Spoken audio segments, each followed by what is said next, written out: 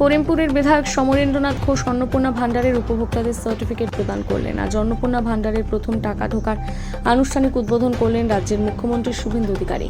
সেই সঙ্গে আজকে করিমপুর বিধানসভার বিধায়ক করিমপুর 1 নম্বর সমষ্টি উন্নয়ন আধিকারিক অফিসে অন্নপূর্ণা ভান্ডার উপভোক্তাদের সার্টিফিকেট প্রদান করলেন বিধায়ক সমরেন্দ্রনাথ ঘোষ।